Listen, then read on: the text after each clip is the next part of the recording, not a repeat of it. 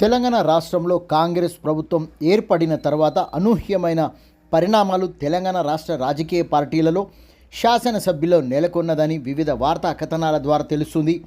శాసనసభ్యులకు, ప్రజలకు, మీడియా, పత్రికలు, సోషల్ మీడియా, ప్రతిపక్షాలకు స్వేచ్ఛగా మాట్లాడేందుకు పరిస్థితులు నెలకొన్నాయని విషయం తెలంగాణ రాష్ట్రంలో నెలకొందని తెలుస్తుంది. ప్రభుత్వ పనితీరు మీద తలెత్తే అనుమానాలు, విమర్శలు చేసినందుకు ప్రభుత్వ పెద్దల ఆంక్షలు లేవని,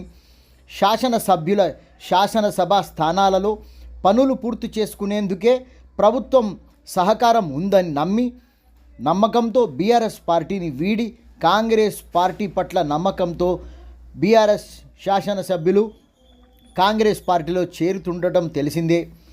బీఆర్ఎస్ పార్టీ వీడి కాంగ్రెస్ పార్టీలో చేరడంపై అభ్యంతరం వ్యక్తం చేసిన బీఆర్ఎస్ పార్టీ ఆ పార్టీ శాసనసభ్యులు పార్టీ ఫిరాయింపుల చట్టం ద్వారా పార్టీ మారుతున్నారని, శాసనసభ్యుల శాసనసభ్యత్వం రద్దు చేయాలని బీఆర్ఎస్ పార్టీ శాసనసభ్యులు కౌశిక్ రెడ్డి, వివేకానంద మరియు బీజేపీ పక్షనేత ఏలేటి మహేశ్వర్ రెడ్డి హైకోర్టులో దాఖలు చేసిన పిటిషన్లను హైకోర్టు మంగళవారం రోజున విచారణకు స్వీకరించిందని తెలుస్తుంది.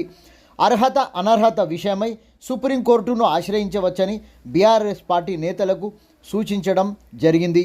ఇదంతా వాదోపవాదాలు జరిగిన తర్వాత చెప్పినటువంటి అంశం. విచారణ 20వ తేదీ వాయిదా పడిందని తెలుస్తుంది.